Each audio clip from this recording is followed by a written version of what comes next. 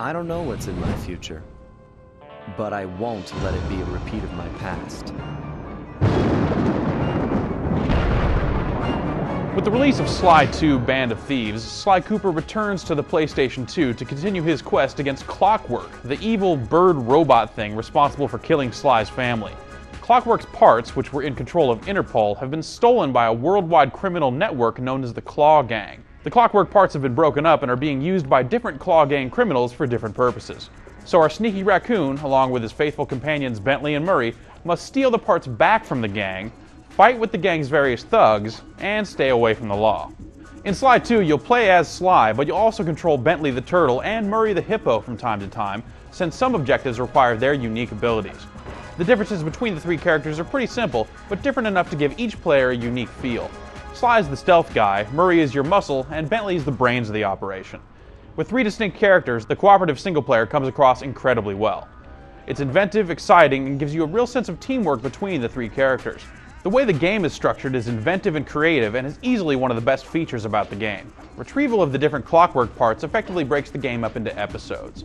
Every episode takes place in a fairly large, overworld-like hub, but unlike many platform games that contain hub environments, in Sly 2 some of your objectives will be completed directly in the hub. The objective of each episode is to pull off a grand heist, but you can't simply walk into each episode and immediately pull off your heist. There's a lot of setup, and that's where the game's level structure comes in. Sly 2 makes every objective count.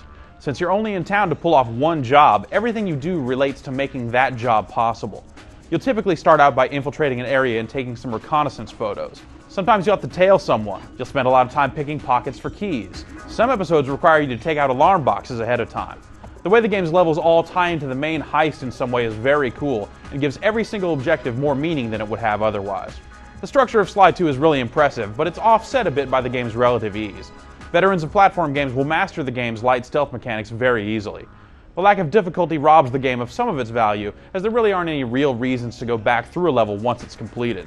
Still, Sly 2 is definitely longer than the original game. Sly 2 uses the cel-shaded look of the original and smooths out some of the frame rate problems. Character movement and design are all top-notch. Simply put, the game looks very cool. Sly 2 Band of Thieves is a great game that will certainly please fans of the original, as well as fans of 3D platform games.